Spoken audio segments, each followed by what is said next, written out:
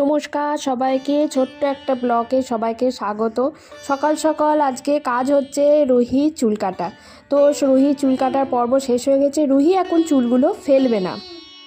আর এই যে কাটার অবস্থা কেমন লাগছে? পছন্দ? বাহ, মা নাপিত ভালোই আছে না? মা নাপিত ভালো? আচ্ছা। রুহিকে স্কুল থেকে দিয়ে এসে আমার কিছু কাজ ছিল, সেই জন্য আমি একটু গেছিলাম।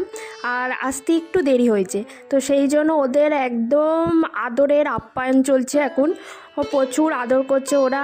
মা কেন গেছিলো, কোথায় গেছিলো, যা আসার টাইম তার থেকে বেশি হয়ে গেছে। মানে ভীষণ এখন আদর আবদার রাগ সবটাই চলছে। লেজও নাচছে, আবার রাগও দেখাচ্ছে, আবার আদরও করছে। আজকে রুহির জন্য বানাবো হচ্ছে ছাতু দিয়ে পুরি। মানে এখন তো মটরশুঁটি প্রচুর দাম, হাতে ধরা ছোঁয়ার বাইরে। তো সেই কারণে মটরশুঁটির কচুরি নয়, এরকম ছাতুর কচুরি বানিয়ে দিচ্ছি ওকে। ও আবার এইসব জিনিস খেতে বড় ভালোবাসে, পরোটা, লুচি, কচুরি সবই। সেই জন্য আমি প্রায় রুহির জন্য এরকম কচুরি বানাই। তবে কচুরি আমার আবার বেলতে খুব অসুবিধা হয়, খালি ভেতর থেকে পুরটা বেরিয়ে যায়। সেই জন্য আমি থালাতে অল্প তেল দিয়ে এরকম হাতের সাহায্যে বেলে নিই। পুরিটা একটু মোটা হয়, কিন্তু খেতে কিন্তু বড্ড ভালো হয়। খাওয়ার কোনো মানে টেস্টের কোনো হেরফের হয় না। তো হাতের সাহায্যে বেলে তারপর আমি এটা ভাজছি। দেখুন কতটা ফুলে উঠেছে।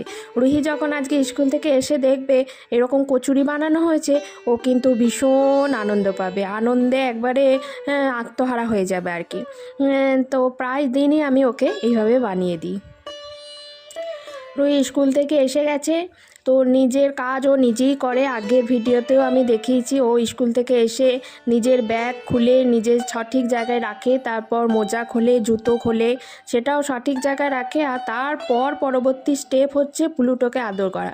মানে ও যে 2-3 ঘন্টা ওদেরকে দেখতে পায় না, ও এসে আদর করে ওদের জড়িয়ে ধরে তার সবটা পুষিয়ে নেয়। ভীষণ আদর করে ওদেরকে। আজকে এসছে একটা পার্সেল। তো পার্সেলে ক্যামেরাটা কে করছে বলুন তো? কেন রুহি? এত বড় ক্যামেরাম্যান থাকতে আমার কি প্রয়োজন, তাই না? তো আজকে আমার ক্যামেরা করে দিচ্ছে। ওর আগ্রহ দেখে মনে হলো না না ভিডিওটা করা দরকার। ও একটু শিখে যাক, আমার পরবর্তী ক্যামেরাম্যান। তো পার্সেলটা খুলে ফেললাম। এই হচ্ছে এখানে সব চলে এসেছে ঠিকঠাক, মাথাটা আছে না।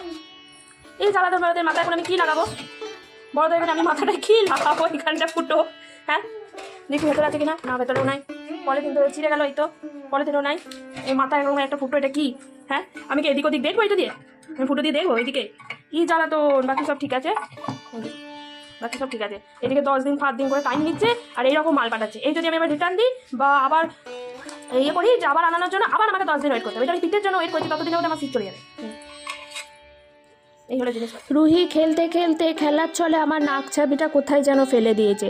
খুঁজতে খুঁজতে খাটের তলা থেকে ওর দুটো বল পেয়েছি, খুব আনন্দ পেয়েছে।